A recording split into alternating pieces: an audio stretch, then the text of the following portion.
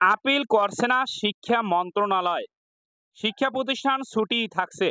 সারা দেশে তীব্র তাপ প্রবাহের মধ্যে প্রাথমিক ও মাধ্যমিক স্কুল এবং মাদ্রাসার পাঠদান আগামী বৃহস্পতিবার পর্যন্ত বন্ধ রাখার নির্দেশ দিয়েছেন হাইকোর্ট।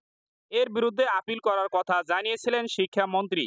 তবে আদালত বন্ধ থাকায় আপিল করা হবে না বলে শিক্ষা মন্ত্রণালয় সূত্রে জানা গেছে।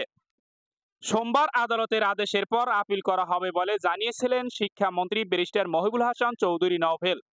রাজধানীর আগারগাঁয়ে এক অনুষ্ঠানে তিনি বলেন, সবকিছুতেই কেন শিক্ষা মন্ত্রণালয়ের ওপর আদালতের নির্দেশনা দিয়ে আসতে হবে।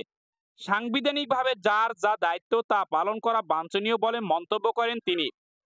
তবে আজ মঙ্গলবার ৩০ এপ্রিল শিক্ষা মন্ত্রণালয়ের তথ্য ও জনসংযোগ কর্মকর্তা এম এ খায়ের গণমাধ্যমকে বলেন, এ বিষয়ে আপিল করার সুযোগ নেই, কারণ আদালত বন্ধ আর এ বিষয়ে কোনো আদেশও আসেনি। বিচারপতি কে এম কামরুল কাদের ও বিচারপতি খিজির হায়াতের সমন্বয়ে গঠিত হাইকোর্ট বেঞ্চ স্বপ্রণোদিত হয়ে এ আদেশ দেন। আদেশ আদালত বলেছেন, যেসব শিক্ষা প্রতিষ্ঠানে শ্রেণীকক্ষে শীতাতপ নিয়ন্ত্রণ যন্ত্র এসি রয়েছে সেগুলোতে যথারীতি পাঠদান ও পরীক্ষা কার্যক্রম চলবে।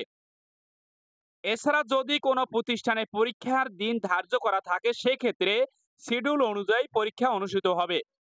আদালতের রাষ্ট্রপক্ষের আইনজীবী deputy attorney general Sheikh Mohammad Saifuzzaman আদেশের বিষয়টি নিশ্চিত করে বলেন, শ্রেণীকক্ষে শীতাতপ নিয়ন্ত্রণ ব্যবস্থা বা এসি নেই। তীব্র গরমের কারণে এ ধরনের প্রাথমিক মাধ্যমিক বিদ্যালয় ও মাদ্রাসাগুলো বৃহস্পতিবার পর্যন্ত বন্ধের নির্দেশ দিয়েছেন হাইকোর্ট।